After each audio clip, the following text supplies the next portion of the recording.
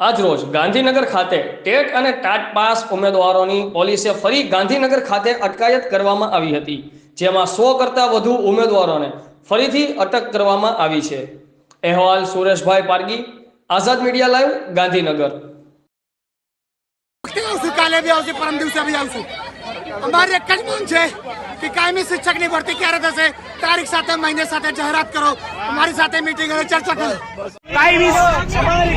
કાયમી શિક્ષક અમારે જોઈએ, કાયમી શિક્ષક બાળકોને જોઈએ, કાયમી શિક્ષક શાળાઓને જોઈએ, કાયમી શિક્ષક ગુજરાતને જોઈએ, કાયમી શિક્ષક અર્જુનને જોઈએ, કાયમી શિક્ષક કાયમી શિક્ષક શાળાઓને જોઈએ, કાયમી શિક્ષક ઉત્તર ગુજરાતને જોઈએ।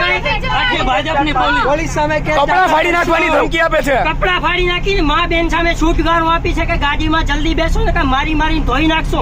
આ ગુજરાત પોલીસની અમને ધમકી આપેલ છે। આ ગુજરાત પોલીસ શું રક્ષણ કરશે? એવી બીજા વિનોદ રાવ કે શિક્ષણ મંત્રીમાં એવી તાકાત હોય તો ખુલ્લી છાતીએ ચેલેન્જ કરી છે, આવો અમારી સામે। પાછળ બેઠા બેઠા કૂતરાની વારે શું બસ્યા કરો? ઉમેદવાર મળવા માટે તૈયાર તો શા માટે નહીં મળવા દેતા? તો સત્તા ઉપર બેસાડ્યા છે તો સરકારને એટલી ખબર પડી જાય કે ઉમેદવારો આવવાના છે મળવા માટે, તો પોલીસને આગળ કરીને અમને લોકો સાથે ઘર્ષણ કરાવે છે। એકદમ ગુજરાતને જોઈએ, કાયમી શિક્ષક ઉત્તર ગુજરાતને જોઈએ, કાયમી શિક્ષક સૌરાષ્ટ્રને જોઈએ, કાયમી શિક્ષક કચ્છને જોઈએ, કાયમી શિક્ષક અમારી માગે, કાયમી શિક્ષક અમારી માગે કાયમી કરો, અમારી માગે પૂરી કરો। 156 હાય હાય 156 હાય હાય 156 હાય હાય ભાજપ સરકાર હાય હાય।